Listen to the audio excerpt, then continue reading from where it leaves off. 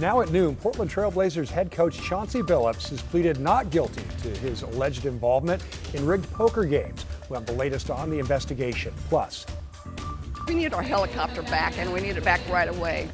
Outrage on the coast after Newport's Coast Guard helicopter is reassigned without notice. And later, she lifts up her dress and the baby is halfway out. And I start freaking out. A routine call turns into a baby delivery as a deputy swoops in to help a pregnant woman give birth outside a store parking lot.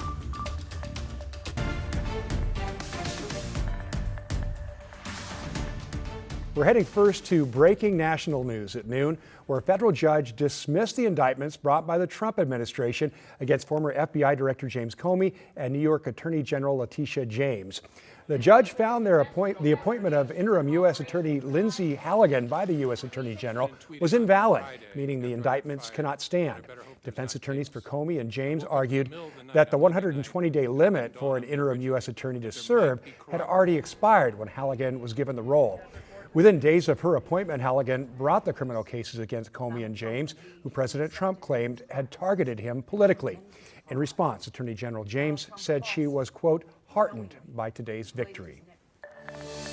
Also happening today, Portland Trail Blazers coach Chauncey Billups pleaded not guilty in a New York courtroom to charges that he profited from rigged poker games tied to the mafia. Prosecutors say Billups and others used technology like hidden cameras, special glasses, and an X-ray equipped table to rig poker games in their favor. In a separate case, prosecutors say an unnamed co-conspirator who matches Billups' playing and coaching history told a sports bettor about player injuries and his plan to tank a game for a better draft pick. Billups' attorney has denied all the allegations, saying the coach would never risk his reputation on a card game or gamble on basketball games. Billups is currently on unpaid leave from the Blazers. One person was arrested near the Portland ICE facility over the weekend for what police say was spitting on another person. Portland police say they had to break up some scuffles at the facility Saturday night. In one incident, multiple people sprayed each other with irritant spray. We have an update this noon on a Beaverton man who was deported after being picked up by federal agents last week. The family says he was deported to Mexico without receiving due process. Thomas Schultz says more. Paulina Martin San Pedro's family tells us their father has lived in Washington County since 1992. They say he was picked up by ICE last week and deported to Mexico just days later. Their biggest concern here is around due process. For 3 decades, Martinez worked as a handyman in Beaverton. He's originally from Mexico and undocumented, but he does not have a criminal record. His children say their father is beloved in the community. He said, "Why should I fear? Why should I live in fear and not work?" Because my dad loved to work. He lived to work. It sounded like through the system that people with horrible records are the ones that are being targeted, but that's not true.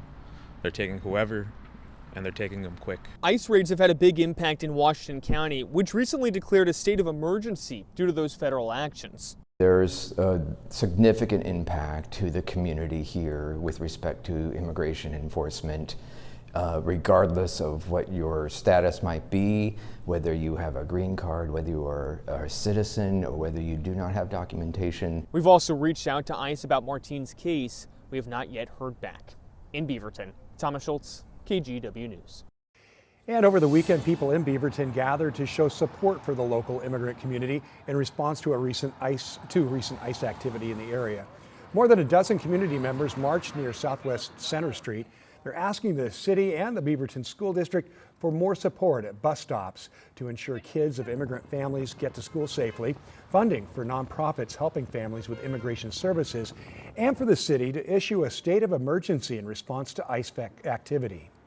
Right now, there's fear in the community, and previously it was a warm, welcoming community. We really need a consolidated effort, something that is community and government together, to show that these immigrants and the population of Beaverton are supportive. Now, KGW reached out to both the city of Beaverton and the Beaverton School District for comment. We're still waiting to hear back. And you can find the latest on immigration enforcement in our area here on air at kgw.com and streaming on KGW+. Along the Oregon coast, Lincoln County leaders and residents are pushing for the return of the Newport Coast Guard's rescue helicopter after it was moved by the federal government last month. Lincoln County officials say the helicopter conducts dozens of rescue operations annually off Newport, which is one of the largest crabbing fleets in Oregon and one of the biggest on the West Coast. The state argues the removal required community notice and a risk assessment before the chopper was transferred in late October. The Department of Homeland Security calls these efforts to, quote, micromanage Coast Guard operations and, quote, completely intrusive and obstructing their work. And speaking of the Coast Guard, take a look at this video out of Astoria showing the Coast Guard rescuing a father and his 5-year-old son after their boat overturned at the mouth of the Columbia River. You see them just hanging on there. The two clung to the top of that boat. It's really the bottom of the boat overturned for 2 hours in rough seas before crews found them and lifted them to safety. They're both in their seats.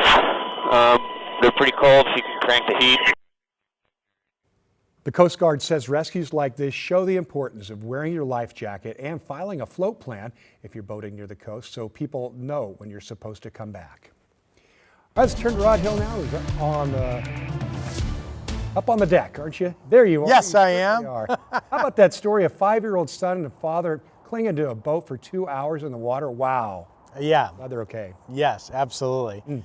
Yeah, you know, Tim, I wanted to talk about the fact that it's chilly, but then I'm like, well, it's the latter part of November. It's supposed to be chilly. So, right. Yeah, I guess we're right on the button. I'm up here on the KGW weather deck. We're all dry. I'm looking around, kind of a mostly cloudy sky, but there are breaks, I think, there are breaks of blue in all directions I'm looking, just a gentle breeze. So really pretty nice outside. We are tracking a new push of rain that's come on shore up around Astoria. Here's Doppler radar, and you can see some of that rain is now inland. A few folks up around Longview and Kelso as well. And you know, this is going to be weakening, but it's a reminder that in the next hour plus, we could see some light showers drift through the Portland area. The other story, other than a continuing chance of a scattered shower today, is the snow up at Timberline Lodge. We have the live camera for you.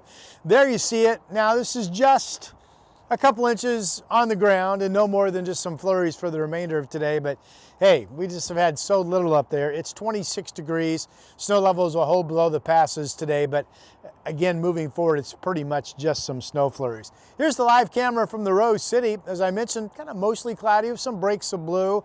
Temperature is 49 degrees, which means we're likely going to warm up at least another degree and hit 50 this afternoon. And here is what that temperature march looks like for the coming 6 hours. This takes us up to as warm as 51 at 2 o'clock and then down into the mid 40s well after sundown at 7 p.m. Again, shower chances, but I think we're going to continue to be dry most of the time. And this is the dry break. Coming up, I'm going to focus on hours and hours of steady rain. It starts tomorrow and could last all the way into Thanksgiving Day. That's ahead of my complete forecast. Tim, back to you. Okay, Rod, we'll see you then. And now to the White House, where President Trump is insisting the Republican Party has never been so united, even after a former ally, Marjorie Taylor Greene, said she would resign from Congress. Garrett Haake has more from the White House.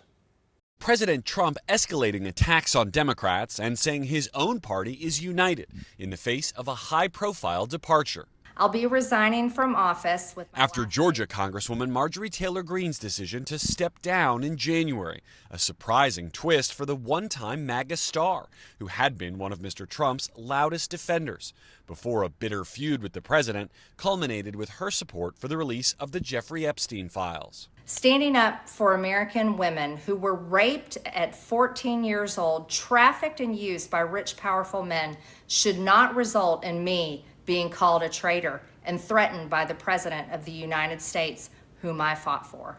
Yesterday, Greene denying rumors that she could run for president in a lengthy post, while Trump attempting to shrug off any whispers of division in his party, calling Greene and other Republicans who disagree with him lowlifes, and writing, "The Republican Party has never been so united as it is right now," while reassuring Republicans, Trump overnight continuing to go after 6 Democrats with an online barrage, reposting comments on social media calling them traitorous, and this AI-generated image of the Democrats behind bars.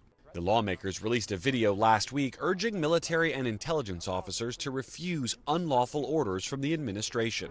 You can refuse illegal orders. Last week, the president accusing them of seditious behavior, saying their actions could be punishable by death. But it comes as reaction continues to a much friendlier tone Trump struck on Friday with a different opponent. Congratulations, Mr. Mayor.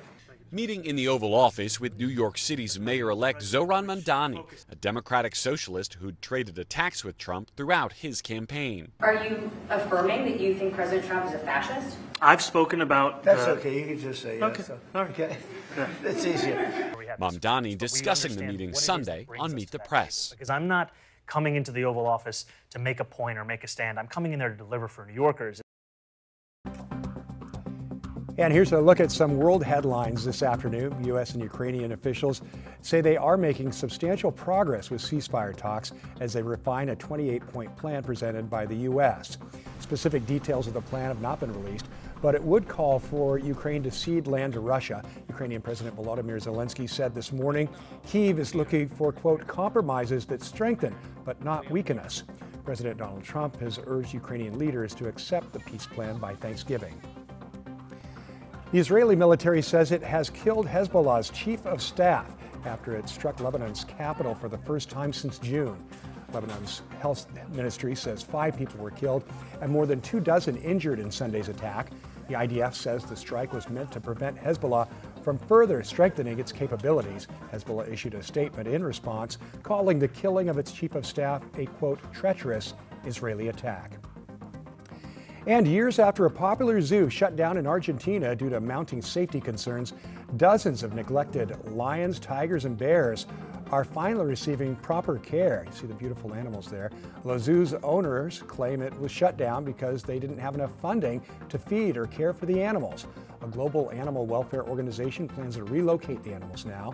It signed an agreement with the Argentine government to work on long-term policies aimed at ending the trade and improper keeping of wild animals. And those are your world headlines.